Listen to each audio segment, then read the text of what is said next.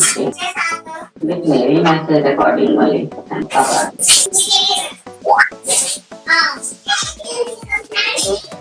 जितना भी माल आएगा ना कंटेनर में, ठीक है ना, उस हर के लिए एक बुकिंग बनेगी। बुकिंग है मतलब वो आप ये समझ लीजिए जैसे आपका ट्रेन में रिजर्वेशन होता है ना, और आप ट्रक में करते हैं कि ट्रक बुक करते हैं, ऐसे बुकिंग में होता है कि हम किसी आने वाले शिप में अपना स्पेस रिजर्व करते हैं। ठीक है कि मुझे इस वाले शिप में जो यहाँ से लॉस एंजलिस से ढकाई जा रही है 10 कंटेनर बुक करने हैं, मतलब 10 कंटेनर का इक्विवेलेंट स्पेस बुक। ठीक है। उसके बाद क्या होता है कि एक बुकिंग में ना बहुत सारे कंटेनर्स हो सकते हैं, 10 20 25 कितने भी कंटेनर्स हो सकते हैं। ठीक है। तो फिर चार्जेस चलते हैं कि क्या पैसे लगेंगे उसको करने में। ये बुकिंग में देखेंगे इनके पास एक ना चार्ज टाइप का वो होगा, चार्जेस डालने का ऑप्शन होगा। ठीक है। चार्ज दिखा दो, चार्ज वाला टैब दिखा दो। चार्जेस वाला टैब है, इस चार्जेस वाले टैब में लिखा होता है कि ओशन फ्रेट कितना लगेगा, ये पर कंटेनर है। ठीक है, 150 रुपए पर कंटेनर ओशन फ्रेट लगेगा। यहाँ पे 20 कंटेनर लिखा हुआ है, 20 कंटेनर टोटल है और एक कंटेनर का 150 रुपए लगेगा। ठीक है, वैसे ही डॉक्यूमेंटेशन फीस लगेगी 500 रुपए फ्लैट है ये। ठीक है, फ्लैट का मतलब 250 रुपए पर कंटेनर पड़ेंगे लोगों को, 50 रुपए फ्लैट जो है उस बुकिंग में आपको डॉक्यूमेंटेशन फीस लगेंगे। तो ऐसे हमारे पास ये जो लिखा है ना ओशन फीस और डॉक्यूमेंटेशन जो लिखे हैं वो बेसिकली जो है इसको चार्ज टाइप बोलते हैं। ठीक है सर। तो ट्रक का अलग चार्ज टाइप है, ओशन का अलग चार्ज टाइप है, डॉक्यूमेंटेशन फीस है, ऐसे तकरीबन 70-80 चार्ज टाइप्स हैं। ओके सर, इस तरह करने पड़े। ठीक है, और हर चार्ज टाइप के पीछे जीएल अकाउंट होता है, एक जीएल अकाउंट में जाके पोस्ट होगा, वो मैं धीरे धीरे कॉन्फ़िगरेशन बता दूंगा आपको। ठीक है, हर चार्ज टाइप के पीछे कॉन्फ़िगरेशन होती है, कौन सी जीएल में वो जाके पोस्ट करे। ये तो जब शिपमेंट के अगेंस्ट जैसे कंटेनर है, कंटेनर के अगेंस्ट जब मान लो बिल आ जाता है कैरियर का, तो हम जो लॉजिस्टिक टीम क्या करती है, बुकिंग का सेटलमेंट करती है। मान लो एक बुकिंग हो गई, इसमें 20,000 इसके हिसाब से 3,000 रुपए, 3,050 रुपए का बिल होना चाहिए। 150 रुपए से 20 कंटेनर का 3,000 प्लस 50 रुपए डॉक्यूमेंटेशन फीस, 3050 का बिल होना चाहिए। यदि बिल में अमाउंट कोई डिफरेंट है तो यहाँ पे चार्ज टाइप में करेक्शन करेंगे। ठीक है, जो उनका बिल होगा और रिचार्ज टाइम हमेशा इक्वल रहेगा, नहीं होगा तो यहाँ पे आके चेंज करना रहेगा। हाँ बिल्कुल। ओके, नॉर्मली यहाँ पे आप चेंज करेंगे नॉर्मली। ठीक है, ठीक। अब इसके बाद क्या होगा, जब ये बिल वो आ जाएगा ना, तो मनीष का एक रिपोर्ट है CTM 016, वो ये बताता है कि कौन सा बुकिंग है जिसका फ्रेट सेटलमेंट हो गया है, कौन सा बुकिंग जिसका फ्रेट सेटलमेंट नहीं हुआ है। देखो ये फ्रेट सेटलमेंट डॉक्यूमेंट नंबर है, और ये लेफ्ट में जो है वो बुकिंग नंबर होगा। तो आपको बताएगा कि कौन सा, मतलब इसका मतलब है कि इस बुकिंग का जो है वो बिल नहीं आ गया है, इसका बुकिंग का बिल नहीं आया है। ठीक है, एक मिनट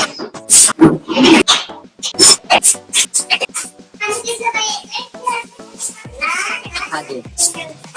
तो इसके बाद जब इसका बिल आ जाता है यूजर के पास, तो जो ये लॉजिस्टिक यूजर होते हैं ये बुकिंग का फ्रेट सेटलमेंट करते हैं। ठीक है, तो एक बार मनीष इसको फ्रेट सेटलमेंट करके दिखा दो। ये सिंपल सा एक बटन होता है, और सर एक बुकिंग के अगेंस्ट मेरे मल्टीपल बिल हो सकते हैं ऐसा? हाँ हो सकते हैं, आप देखो अभी दिखाएगा। तो जब एक बार बुकिंग दिखाते हैं आपको, रुकिए मनीष। हाँ सर, एक बार वो एडिशनल एग्रीमेंट पार्टी वाला भी डाल। ओके सर, एग्जिस्टिंग को डिलीट कर देता हूँ।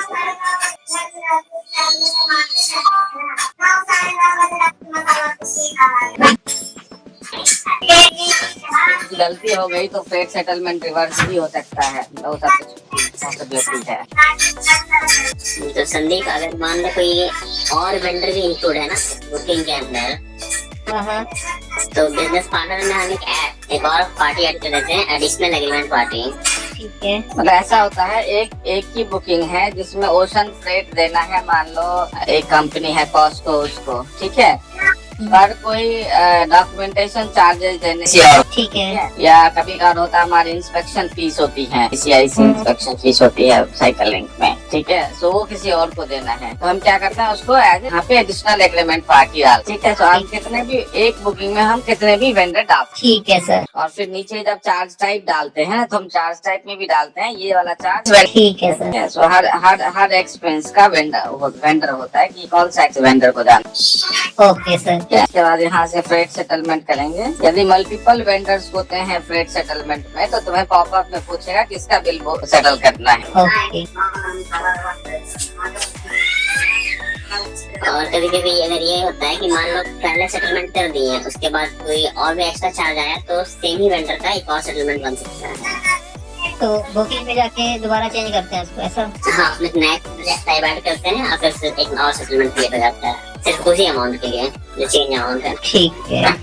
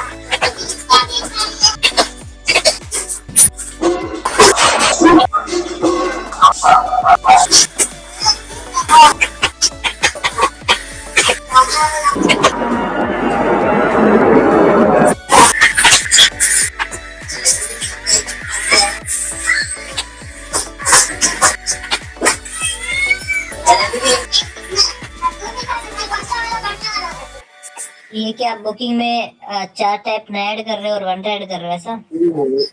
अभी तो बस कैंसिल कर रहे थे, क्रिएट करा सेटलमेंट। तो ये देखो ये पुराना था जो कैंसिल कर दिए थे। ठीक है। तो यहाँ पे हमको आ जाता है मेरा परचेजिंग ऑर्गेनाइजेशन, ये मेरा बिल फ्रॉम पार्टी है, ठीक है, ये मेरा कैरियर है और यहाँ पे मेरा अमाउंट आ जाता है। सेम चार्ज टाइप जो है वहाँ से कॉपी होके यहाँ पे आ जाता है।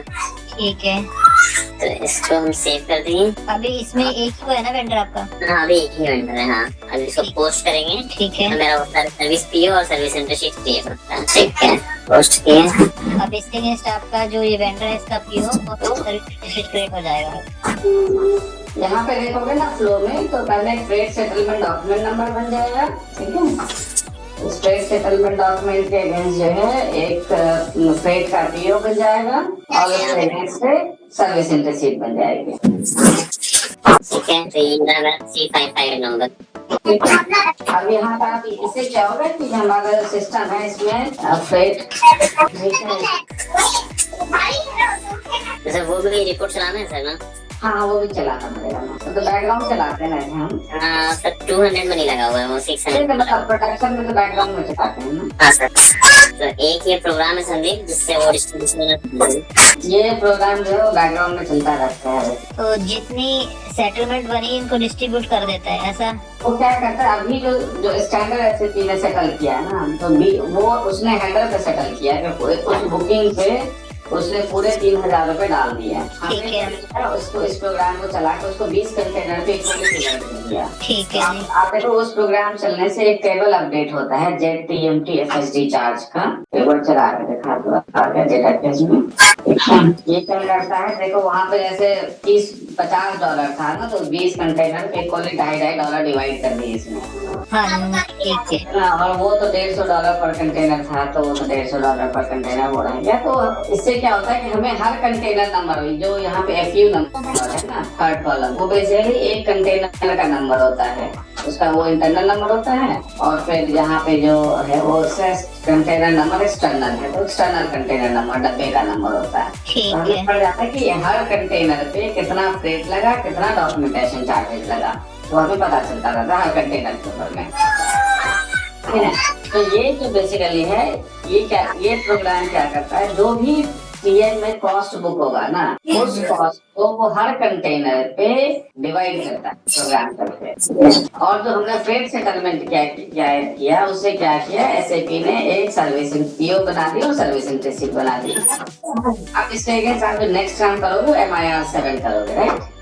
सर ये जो अपना फ्रेट एसडी का वो बना है डॉक्यूमेंट 8.1 की सीरीज में, ये कौन सा डॉक्यूमेंट है? एक बार एक डॉक्यूमेंट था ना भी यहाँ पे टेबल में, ये फ्रेट सेटलमेंट डॉक्यूमेंट है ना। अच्छा, ये फ्रेट सेटलमेंट पर्पस का अकाउंटिंग नहीं होता है। एक बार इसका वो दिखा दो। वो लिंकिंग डॉक्यूमेंट होता है एसएपी और टीएम के बीच में। वो तो उस फ्रेट सेटलमेंट के अगेंस्ट जो पीओ बना होगा ना, उसकी सर्विस रिसीट में बना होगा, ठीक है। और उसके बाद फिर आप नेक्स्ट काम करोगे, क्या करोगे, माइरो करोगे, ठीक है। MIR7 में आई थिंक आपने MIR7 अगर देख लिया होगा। MIR7 जैसे वहाँ पे हम पीओ के रेफरेंस में या उसके रेफरेंस में करते हैं ना MIR7। हाँ जी। यहाँ पे आप जो वहाँ पे फ्रेट सेटलमेंट डॉक्यूमेंट बना ना, सेटलमेंट चलाते टाइम, हाँ जी, उसके रेफरेंस में कर सकते हो, ठीक है। ठीक है। वो वहाँ से सारा डिटेल कितने का है, 3050 ले आए, ठीक है। तो ये तो नॉर्मल माइडो है, इस माइडो में कुछ यूनिक नहीं है। पर आप इस माइडो में ऊपर देखेंगे ना, एक ना कॉस्ट डिस्ट्रीब्यूशन रिपोर्ट है, ठीक है जी। वो क्या करते हैं, पहले देख लेते हैं बिल पास करने से पहले कि जो कॉस्ट जो है वो सब कंटेनर पे डिवाइड हो गया नहीं हो गया। वहाँ पे कॉस्ट डिस्ट्रीब्यूशन रिपोर्ट बताता है कि इस बिल में पूरा 3050 का खर्चा है, वो इस कंटेनर पे ऐसे ऐसे डिवाइड हो गया। ऐसा उसलिए मैनुअली देखते हैं कि पहले तो प्रोग्राम ऑटोमेटिकली कैलकुलेट कर देता है और फिर ये वेरीफाई भी करते हैं कि कॉस्ट पूरा डिवाइड हो गया नहीं हो गया कंटेनर पे, ठीक है। ठीक है। नहीं करते हैं तो आप MIR7 में काफी बार ये प्रॉब्लम रिपोर्ट होगा टिकट में कि MIR7 में कॉस्ट डिस्ट्रीब्यूशन रिपोर्ट में कुछ नहीं दिख रहा, ठीक है ना। इसका मतलब नॉर्मली था कि उस प्रोग्राम में कुछ प्रॉब्लम होगा, टेबल में जाकर देखते हैं क्या छूट गया क्या रह गया, मतलब ऐसा, ठीक है। तो बेसिकली जो फ्रेट सेटलमेंट होता है उसके बाद एक प्रोग्राम चलता है, मनीष प्रोग्राम का नाम भी डाल देना। वो प्रोग्राम जो है वो डिवाइड करता है और फिर यहाँ पर कॉस्ट डिस्ट्रीब्यूशन रिपोर्ट में दिखता है। सर जब वो प्रोग्राम चलता है तो उसमें मेरा कोई अकाउंटिंग जनरेट नहीं होता है, राइट? डिस्ट्रीब्यूशन करता है सिर्फ वो कॉस्ट का, और वो जो टेबल है उसको अपडेट कर देता है वहाँ, ठीक है। और यहाँ पे जब ये डॉक्यूमेंट बनता है मायरो में, हम उसको रन करते हैं और जो कॉस्ट डिस्ट्रीब्यूशन वहाँ पे किया है, अब इस रिपोर्ट पे क्लिक करते हैं तो वो जो टेबल अपडेट है वहाँ से वो उठा के रिपोर्ट शो करेगा। यहाँ पे अभी आपने FSD नंबर डाला, देख रहे हैं यहाँ पे FSD नंबर डाल, और उस टेबल में भी FSD नंबर है, तो उस FSD नंबर को उस टेबल में जो भी एंट्री है वो शो कर देता है यहाँ पे कॉस्ट डिस्ट्रीब्यूशन रिपोर्ट में। यूजर को ये FSD नंबर कैसे पता चलता है? वो तो इनवॉइस पे आता है ना, उसको यूजर जो इनवॉइस होगा उस पर आएगा ना FSD नंबर, लिख के भेजेगा ना। एक्चुअली क्या होता है कि जो MIR7 है ना वो करता है वो वाला टीम, लॉजिस्टिक थी, तो वो इस पर जितने भी कैरियर का बिल आता है पहले उसका वो फ्रेट सेटलमेंट करता है, फिर फ्रेट सेटलमेंट नंबर को देख के SAP में जाता है, MIR7 करता है और फिर फाइनेंस को भेज देता है। ठीक है सर, ठीक है। अब जो लॉजिस्टिक ZFI 028N की कहानी शुरू होती है वो यहीं से शुरू होती है बेसिकली। जैसे ही कॉस्ट डिस्ट्रीब्यूट हो जाता है ना, अब एक बार मनीष एक बार पीओ खोल के दिखाएगा जो बना था, एक बार पीओ जो बना था ना उस FSD से। आपने खाना खा लिया? हाँ सर। एक बार पीओ ME23N में ओपन करके दिखाना। लाइट्स बंद करें। एक सेशन होगा, मैं भी इतना ही रखूंगा। सो ये जो पीओ बना ना, वहाँ से जब सेटलमेंट हुआ तो यहाँ पे ये पीओ बना, ठीक है। पीओ बनते ही उसकी सर्विस इंटरेस्ट बन गई और 101 मूवमेंट हो गया। 101 मूवमेंट पे क्लिक करें मनीष, उसके डॉक्यूमेंट, ठीक है। डॉक इन्फो टैब पे जाओ, डॉक्यूमेंट इन्फो टैब FI का। अब नॉर्मली क्या होता है जब सर्विस इंटरेस्ट पोस्ट होती है ना तो PNL अकाउंट पोस्ट होता है, ठीक है। PNL अकाउंट और GRIR अकाउंट, जो 22 वाला अकाउंट है वो GRIR अकाउंट है, ठीक है जी। हाँ जी। नॉर्मली क्या होता है SAP स्टैंडर्ड फंक्शन में, केवल TM में भी, कि जब सर्विस इंट्री पोस्ट होती है, एक्सपेंस अकाउंट पोस्ट होता है। हाँ जी। ठीक है, पर यहाँ पे हमने क्या कर रखा है, हमने एनहांसमेंट कर रखे हैं पूरे। तो यहाँ पे P&L अकाउंट पोस्ट होने की जगह पे इन्वेंट्री अकाउंट पोस्ट होता है, तो सर्विस इंट्री बनती है। तो ठीक है जी। तो ये जो इन्वेंट्री बनती है वो वर्चुअली लॉजिस्टिक कॉस्ट का इन्वेंट्री क्रिएट कर देती है। मतलब इसका तो मतलब ये होता है करने का कि जो ओशन में जो है ना, शिप को बहुत टाइम लगता है आने में, महीने लग जाते हैं या 40 दिन लग जाते हैं। ठीक है, मान लो आप यूएस से चले दिसंबर में, ठीक है, तो आप यूएस में उसने आपको मांग लिया कि भैया मुझे किराया दे दो, आपने उसको $3000 किराया दे दिया इस केस में। ठीक है, माल पहुंचेगा मान लो चाइना 1 महीने बाद जनवरी में, तो मैं जो कस्टमर को बिल बनाता हूँ ना, वो ऑलमोस्ट जब वो चाइना पहुंचने वाला माल होता है उस डेट में बिल बनाता हूँ। ठीक है। बीच में बहुत सारी फॉर्मेलिटी होती है, बिल ऑफ लेडिंग लेनी पड़ती है, सर्टिफिकेट्स लेने पड़ते हैं, ठीक है, बहुत सारी चीजें लेनी पड़ती हैं जी। तो क्या होगा, यदि मैं यहाँ पे एक्सपेंस बुक करूंगा तो एक्सपेंस हो जाएगा दिसंबर के महीने में और रेवेन्यू हो जाएगी जनवरी के महीने में। ठीक है। तो आपका दिसंबर का P&L भी खराब और जनवरी का P&L भी खराब। 1 महीने में बस खर्चे हैं, 1 महीने में बस इनकम है। जी जी। आप समझ पा रहे हो इस बात को? हाँ जी बिल्कुल। ठीक है ना। इस पर्सपेक्टिव से क्या करते हैं कि जब वो कैरियर का बिल आता है तो हम उसको एक्सपेंस बुक नहीं करते, हम इन्वेंट्री बुक कर लेते हैं। ठीक है सर। और जब उसका इनवॉइस बुक होता है, इस बुकिंग का एक इनवॉइस बनता है नॉर्मली। जब इनवॉइस बुक होता है तो इसी खर्चे को हम इन्वेंट्री से ट्रांसफर करके एक्सपेंस में लेके चले जाते हैं। ठीक है सर। तो जब वो सेटलमेंट हुआ तो इन्वेंट्री में आया, और जब वो कस्टमर का इनवॉइस बनेगा तब वो जाके इनकम एक्सपेंस में जाएगा। ठीक है।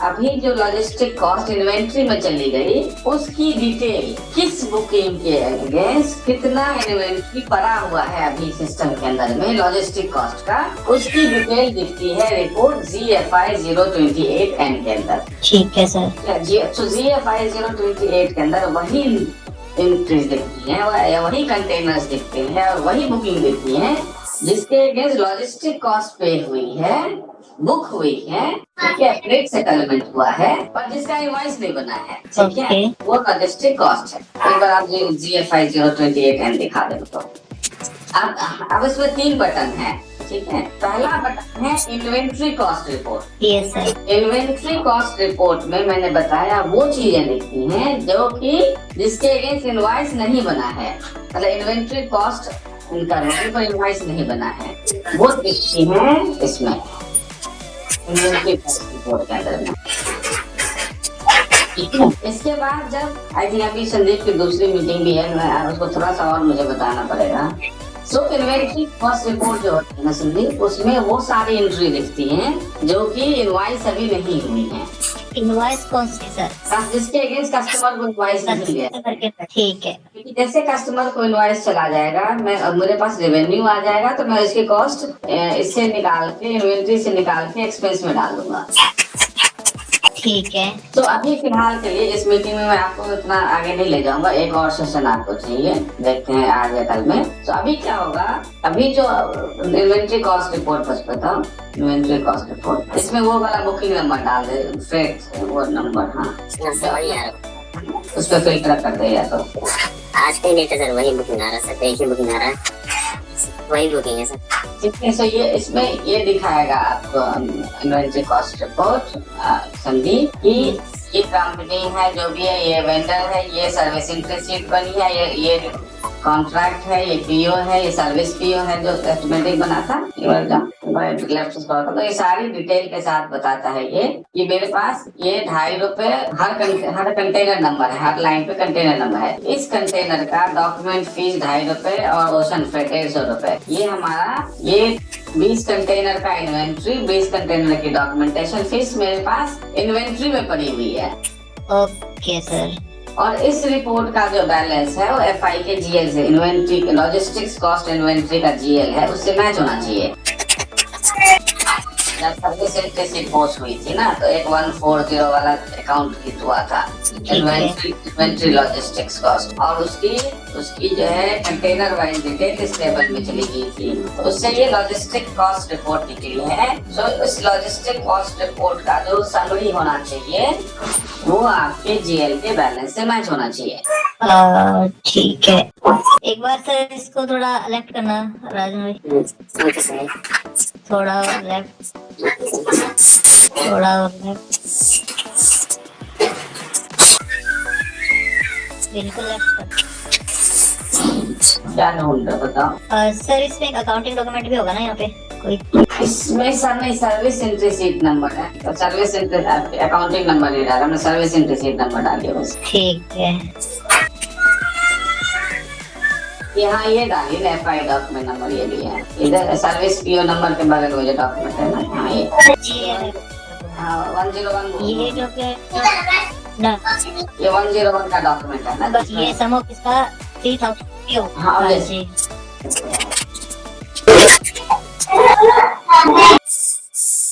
ठीक है सर, ये समझ आ रहा है। ठीक है ना। हाँ सो जी। अभी इतना ही रखते हैं, आप थोड़ा सा ऑटो एक्सेल का तैयारी कर लीजिए अपना, ठीक है। हाँ। दोबारा इसके आगे दोबारा 1-1.5 घंटे आपको बताने पड़ेंगे, ठीक है। ठीक है सर, ठीक है, ठीक है Manish, thank you. Okay sir, thank you so much.